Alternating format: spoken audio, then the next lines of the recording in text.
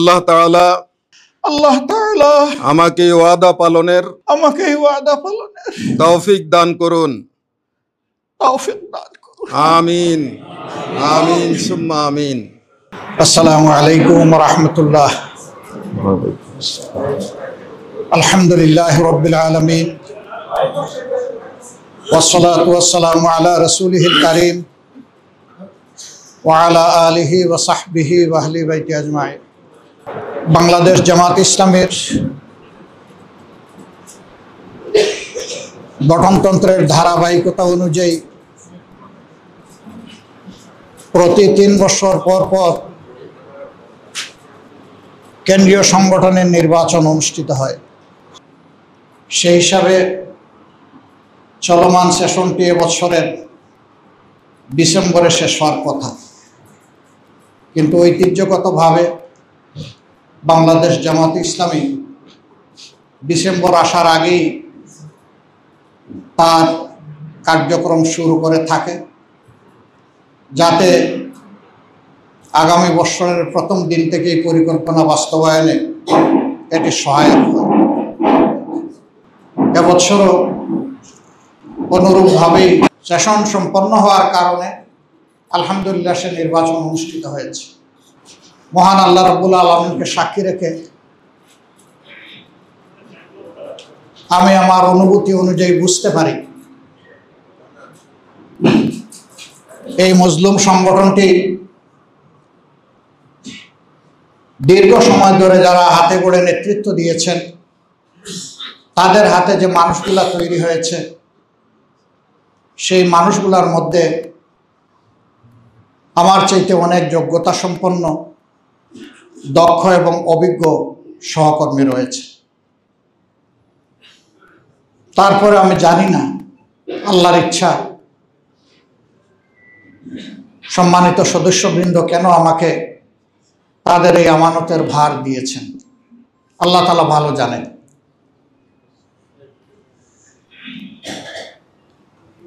আমি নিজেকে এই দায়িত্বের জন্য মোটেই যোগ্য মনে করি না। এটি যদি আমার আল্লাহ তাআলার ফয়সালা হয়ে থাকে, তাহলে বিশেষভাবে আমার সহকর্মীদের কাছে আমার অনুরোধ, আমি আপনাদের একজন ভাই, আমি আপনাদের মতোই একজন। অতীতের দিনগুলোতে আমি একাই সংগঠন পরিচালনা করি নাই, আমরা সম্মিলিতভাবে এই সংগঠন পরিচালনা করার চেষ্টা করেছি। এই সংগঠন পরিচালনার মাধ্যমে ভালো যদি কিছু অর্জন হয়ে থাকে, সেটি আল্লাহ তাআলার একান্ত মেহেরবানি এবং আমাদের সহকর্মীদেরই অবদানের কারণে। কিন্তু ভুল ত্রুটি যা হয়েছে, আল্লাহর দরবারে যদি আমাদের কোনো কার্যক্রম পদক্ষেপ অপছন্দ হয়ে থাকে, তাহলে মূলত তার দায়িত্বটুকু আমার। আমি এই জন্য বিগলিত চিত্তে আল্লাহ তাআলার দরবারে সকল ভুল ত্রুটি, নাফরমানি, গুনাহ খাতার জন্য অন্তরের অন্তঃস্থল থেকে মহান রবের দরবারে ক্ষমা প্রার্থনা করছি। আল্লাহ তাআলা আমাকে এবং আমার সহকর্মীদেরকে ক্ষমা করুন। আমিন। যদি কোনো সীমা লঙ্ঘন করে থাকে, যদি মহান আল্লাহ তাআলাকে ভুলে গিয়ে থাকে, আল্লাহ তাআলা যেন ক্ষমা করেন। রব্বানা লা তুআখিযনা ইন নাসিনা আও আখতানা। হে আল্লাহ, অতীতে যোগ্য লোকগুলোর গাড়ে তুমি যে বাহার চাপিয়েছি, আমার মতো দুর্বলের গাড়েই বাঁচো। রব্বানা ওয়ালা তাহমিল আলাইনা ইসরান কামা হামালতাহু আলাল্লাযীনা মিন ক্বাবলিনা। ও প্রভু, যে ভার বইতে পারবো না, এবার আমাকে দিও না তুমি। ربنا ولا تحملنا ما لا طاقة لنا واعف عنا واغفر لنا وارحمنا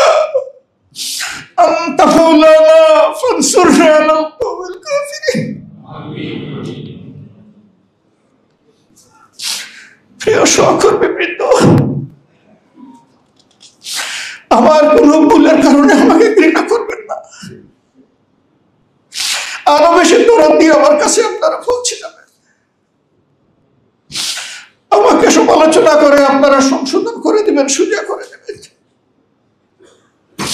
আপনাদের এই সমালোচনা আমি যাতে খোলা দিল দিয়ে কবুল করতে পারি, আল্লাহ তাআলা আমাকে সেই দান দান করুন।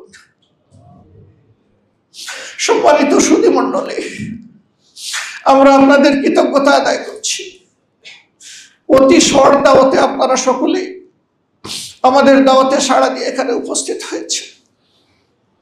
আপনারা নিজ নিজ দায়িত্বের জায়গায় অত্যন্ত গুরুত্বপূর্ণ, আমি বিশ্বাস করি অনেক গুরুত্বপূর্ণ কাজ রেখে আপনারা এখানে এসেছেন। আপনাদের এই ঋণ পরিশোধ করার কোনো যোগ্যতা আমাদের নেই। শুধু আল্লাহ তাআলার দরবারে দোয়া করি আপনাদের এই উদারতা, এই বন্ধুত্ব, আপনাদের আমাদের প্রতি ভালোবাসার উত্তম প্রতিদান আল্লাহ যেন আপনাদের সকলকে দান করেন। সম্মানিত রাজনৈতিক সহকর্মীবৃন্দ, তিনি বন্ধুগণ, আমরা দেশের সাথে জনগণের সাথে একসাথে কাজ করি। আমরা মানুষ, অনেক সময় আমাদের চিন্তা মিলে যায়, আবার অনেক সময় মিলেও না। যখন মিলে যায় তাতে কোনো বিপত্তি ঘটে না, কিন্তু যখন মিলে না তখন স্বাভাবিকভাবেই আমাদের মধ্যে কষ্ট, যন্ত্রণা, মান অভিমান তৈরি হয়।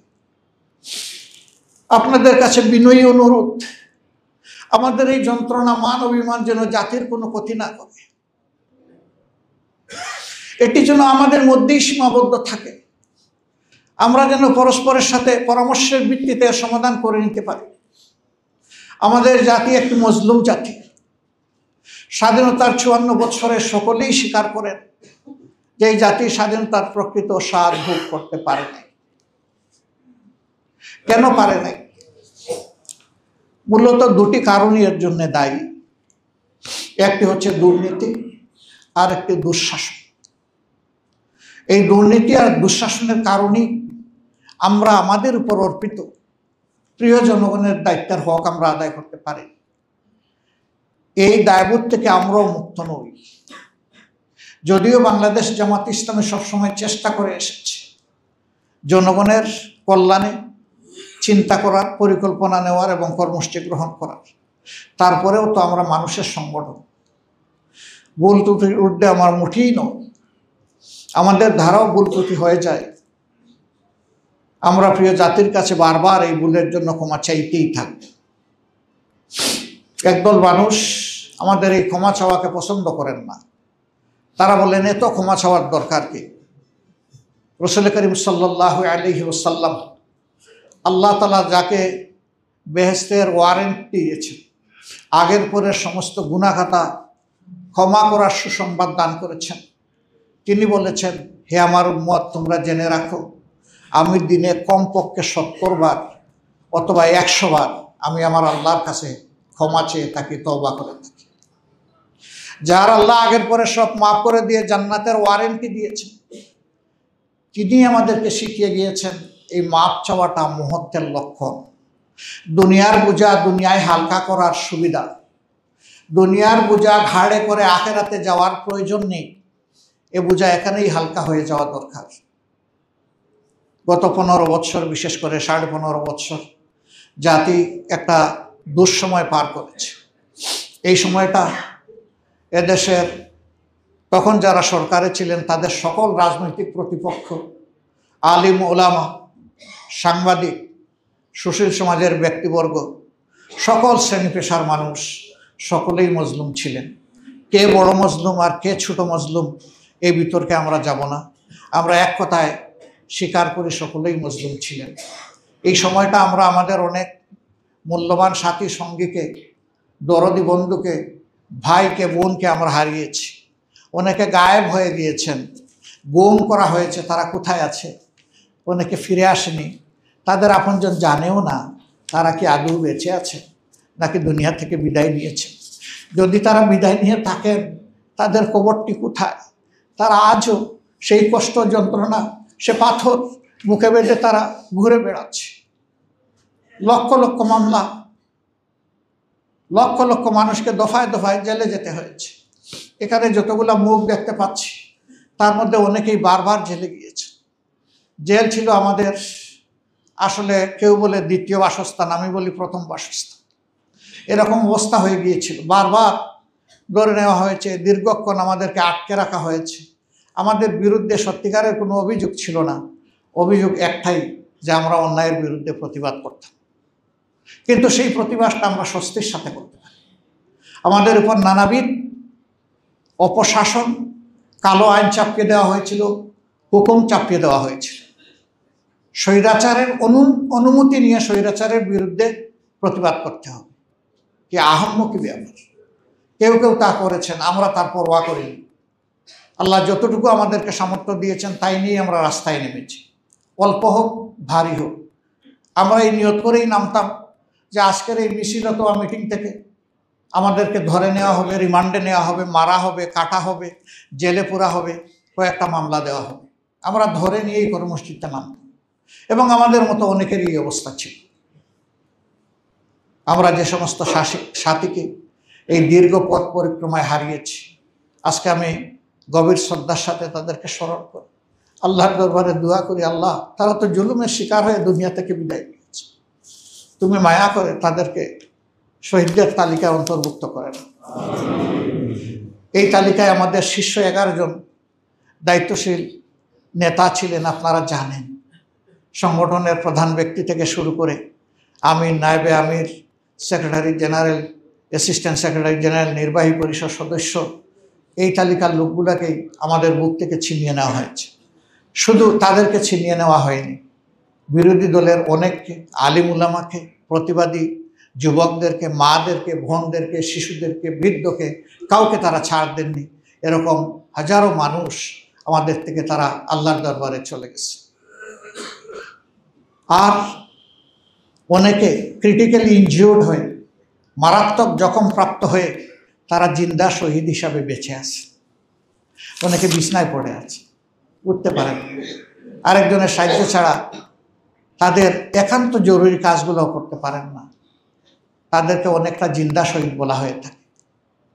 আল্লাহ রাব্বুল আলামিন এই মানুষগুলোকে তার কুদরতের প্রশান্তির হাত তাদের সিনার উপরে বুলিয়ে দিন। বাকি জিন্দগিটা তাদেরকে স্বস্তির সাথে বেঁচে থাকার তৌফিক দান করুন। তাদেরকে ঈমানের উপর আল্লাহ তাআলা অবিচল অটল করে দিন। দেশপ্রেম দিয়ে তাদের কল্পে আল্লাহ পরিপূর্ণ করে দিন। আর এই সব মানুষগুলোর প্রতি আমাদেরকে দায়বোধ পোষণ করার অন্তরে এমন একটা মন আল্লাহ আমাদেরকে দান করুন, আমরা যেন তাদের এই অবদানের কথা গভীর শ্রদ্ধার সাথে স্মরণ করে আজীবন কৃতজ্ঞতা প্রকাশ করতে পারি। আল্লাহ তাআলা সেই তৌফিক আমাদেরকে দান করুন। আমি একই সাথে 47-এ ব্রিটিশের হাত থেকে এই দেশকে ভাগ করার লড়াইয়ে যারা অংশগ্রহণ করেছেন, তারাও যারা দুনিয়া থেকে ওইরকম বিদায় নিয়েছেন, তাদেরও শাহাদত কামনা করি। 52 ভাষা আন্দোলনে যারা মায়ের ভাষার মর্যাদা দিতে জীবন দিয়েছেন কিন্তু ভাষা দেননি, তাদেরকেও গভীর শ্রদ্ধার সাথে স্মরণ করি এবং তাদের জন্যও আল্লাহর দরবারে শাহাদতের যথার্থ মর্যাদা কামনা করি।